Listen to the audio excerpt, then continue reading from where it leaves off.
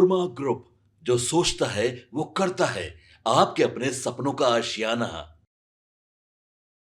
बिहार में चुनावी माहौल गरमाने लगा है और जनसुराज के संस्थापक यानी प्रशांत किशोर अपने रोड शो और भाषणों से चर्चा में हैं। रविवार यानी आज की शाम पीके समस्तीपुर जिले के रोसड़ा पहुंचे, जहां उन्होंने प्रधानमंत्री नरेंद्र मोदी, मुख्यमंत्री नीतीश कुमार और राजद प्रमुख लालू यादव पर तीखे हमले किए। लेकिन भीड़ के बीच जो बातें हुई उसने एक बड़ा सवाल जरूर खड़ा कर दिया है। अपने भाषण में पीके ने कहा, मोदी जी बिहार से वोट लेते और फैक्ट्री गुजरात में लगाते हैं। अब कहते हैं सस्ता डेटा दिया, लेकिन हमें सस्ता डेटा नहीं, अपना बेटा चाहिए जो मजदूरी करने गया है। उनकी ये बातें सुनकर भीड़ में तालियां तो बजी, पर बहुतों के चेहरे पर सवाल भी थे, क्या सिर्फ बोलने से बेटा वापस आ जाएगा? कई स्थानीय लोगों का कहना है कि प्रशांत किशोर की बातें सुनने में जरूर भावनात्मक लगती है, लेकिन उनमें काम की बात बहुत कम होती है। वो बस दूसरों पर आरोप लगाते रहते हैं। पीके ने अपने भाषण में लालू और नीतीश दोनों पर हमला करते हुए कहा कि इन दोनों ने बिहार के बच्चों की पीठ पर मजदूरी का बोरा बांध दिया और जनसुराज उन्हें स्कूल का बस्ता देगा। लेकिन राजनीतिक जानकारों का कहना है कि पीके के भाषण में सिर्फ पुराने नेताओं की आलोचना तक ही सीमित है। बेगूसराय से लेकर समस्तीपुर तक उनके रोड शो भव्य है, सैकड़ों गाड़ियां, फूलमालाएं, नारे और सोशल मीडिया पर वीडियो, लेकिन ये सब पुराने नेताओं के तरीके से अलग नहीं लगते। एक स्थानीय पत्रकार ने कहा कि पीके की राजनीति वही पुरानी राजनीति का नया पैकेज लगती है। जनसुराज के कार्यकर्ता लगातार दावा कर रहे हैं कि पीके एक नया बिहार बनाना चाहते हैं, लेकिन जमीन पर देखने से ऐसा कोई ठोस नेटवर्क नहीं दिखता जो जनता के जीवन में बदलाव ला सके। एक युवा मतदाता ने कहा कि पीके तो डेटा और स्ट्रैटेजी वाले आदमी है, पर अब वही इमोशन और नारों पर राजनीति कर रहे हैं। रोसड़ा में पीके का रोड शो किसी बड़े जुलूस से कम नहीं था। गाड़ियां, बैनर, फूलमालाओं, लाउड स्पीकर पर नारे, पर सवाल अब यह है, क्या ये भीड़ वोट में बदलेगी? देखिए, अक्सर ये देखा गया है कि बिहार में रोड शो की भीड़ और चुनावी परिणाम का सीधा संबंध नहीं होता। लोग देखने जरूर आते हैं, लेकिन वोट देने वक्त वही पुराने समीकरण चल जाते हैं। राजनीतिक विरोधियों ने भी पीके पर निशाना साधा है। जेडीयू के एक प्रवक्ता ने कहा कि प्रशांत किशोर अब भाषणबाज बन गए हैं, जनता को भावनाओं में बहा रहे हैं, पर खुद कोई ठोस काम नहीं कर रहे हैं। वहीं राजद के एक नेता ने कहा कि पीके अब फ्री कंसल्टेंट से फुल पॉलिटिशियन बन गए हैं, जिनका मकसद सिर्फ सुर्खियों में रहना है। बिहार की जनता पिछले 30 साल से बदलाव देख रही है। नीतीश कुमार के आने के बाद बहुत बदलाव हुए।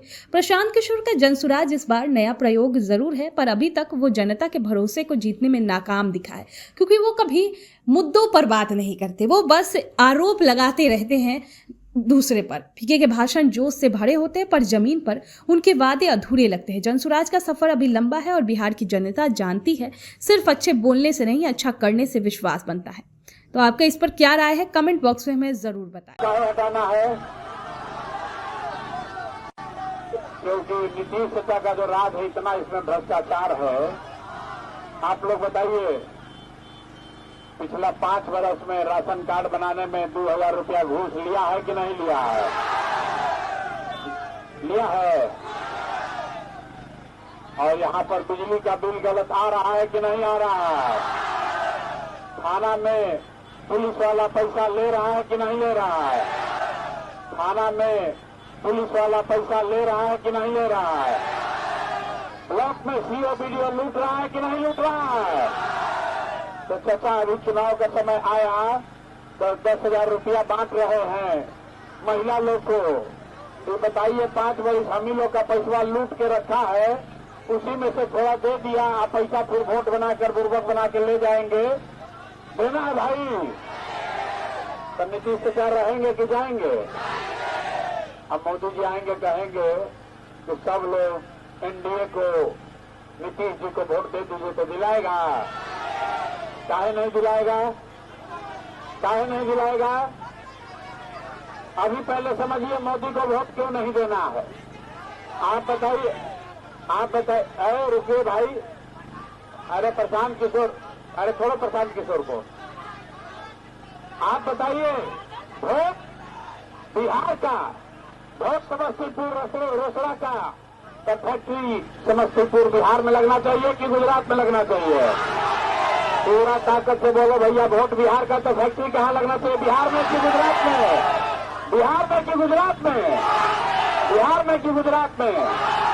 और जितना लोग मोदी को एनडीए को वोट दिए हैं अपना अपना बच्चा के नाम पर बोलिए, मोदी जी 15 साल में फैक्ट्री कहाँ लगाए? बिहार में कि गुजरात में? बिहार में कि गुजरात में? कोई मंजूर है? वोट लोगे बिहार में, फैक्ट्री लगाओगे गुजरात में, मंजूर है?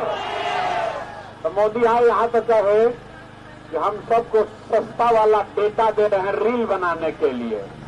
तो हमने कहा है, जनसुराज ने कहा है, भैया हमको सस्ता डेटा नहीं चाहिए, अपने बिहार के बेटों को गुजरात से वापस, हम लोग अपने बेटे वापस गुजरात बिहार में चाहिए, हम लोग को डेटा नहीं चाहिए।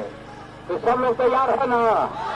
तो जनसुराज कोई लंबा चौड़ा वादा नहीं किया, एक चीज कहा है, अगर आपने जनसुराज की व्यवस्था बनाई, 14 तारीख को जनसुराज की व्यवस्था बन गई बिहार में, तो और कुछ हो या न हो, जितना लोग अभी छठ में घरे से आया है, जो लोग बेरोजगार बैठे हैं, 14 तारीख के बाद कोई लड़का 10-12 हजार के मजदूरी के लिए बाहर, भैया 14 के बाद 10-12 हजार रुपए की मजदूरी के लिए लड़के बाहर जाएंगे कि नहीं जाएंगे? नहीं जाएंगे ना? नहीं जाना है ना? किसी को नहीं जाना है ना? तो नहीं जाना है तो लालू नीतीश ने बिहार के बच्चों के पीठ पर मजदूरी का बोरा बांधा है, उसको हटाना है तो स्कूल का बस्ता अपने बच्चों के पीठ पर बांधना होगा। सब लोग तैयार है? तो पूरी ताकत से बोलिए, जय बिहार, जय बिहार, जय बिहार। हम वोट नहीं मांगते हैं, लेकिन एक बात सिखाते हैं सबको कि भाई जो अच्छा आदमी है उसको वोट दीजिए।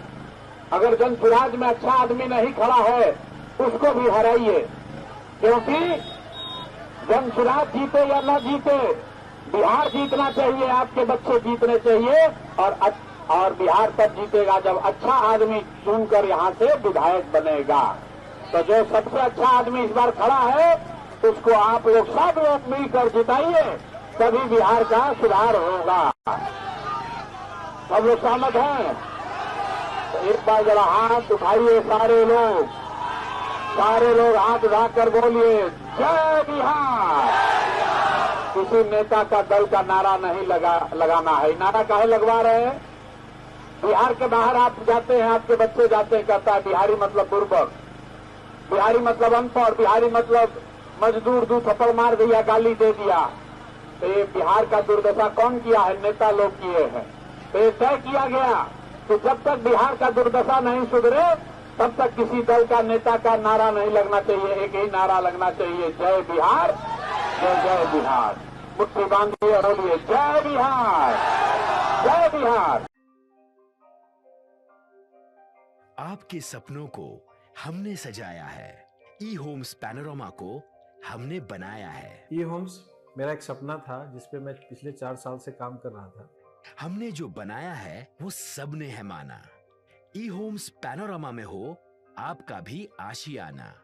और फाइनली हमने 2021 में इस प्रोजेक्ट को लॉन्च किया। बहुत लोग अप्रिशिएट कर रहे हैं कि पूर्णिया जैसे शहर में, बिहार के, एक तो बिहार की बात करें उसमें भी पूर्णिया जैसे छोटे जगह में इस तरह का लाइफस्टाइल देना, ये सुन के हम लोगों को बहुत अच्छा लगता है। ई होम्स में हमने कुछ और भी किया है, जैसे हम जिस जगह में रह रहे हैं हमारे फैमिली सिक्योर हो, उनको सिक्योरिटी का ध्यान में रखा है। आपकी सुविधा और सुरक्षा आपके लिए खास है, ये आपका विश्वास है। इसमें आर्टिफिशियल इंटेलिजेंस का 7 लेयर सिक्योरिटी का हमने इस्तेमाल किया है। लस ग्रीन कैंपस को बनाया है, यदि हमारा बाउंड्री वाल है तो वो वर्टिकल गार्डन है। ये जितनी भी फैसिलिटी होता है एक इंटरनेशनल टाउनशिप में ई होम्स है, ये हम लोग विश्वास नहीं कर पा रहे हैं। जो भी हमारे मित्र दोस्त या जो भी हमारे बाहर के बाहर आते हैं तो हम लोगों को बहुत अच्छा सुनने को मिलता है और बहुत अच्छा क्रेडिट मिल रहा है। वो सारा हमने सिर्फ एक बिल्डिंग नहीं बनाया, हमें एक बहुत अच्छा लाइफस्टाइल दिया ई होम्स में, और मेरा एक सपना था जिसको मैं आज फुलफिल होते हुए देख रहा हूँ। ये आपका आवास है। ई होम्स पैनोरमा में अब आपका निवास है। E homes Panorama, luxurious lifestyle redefined. Panorama group, जो सोचता है वो करता है।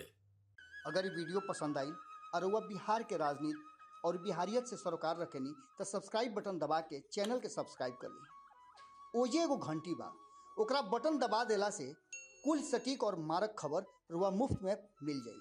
अगर रुआ पत्रकारिता के हमनी के नया प्रयोग में सहयोग कर चाहतानी तो ज्वाइन बटन दबा दी। पेटीएम नंबर नोट कर ली 9386816700।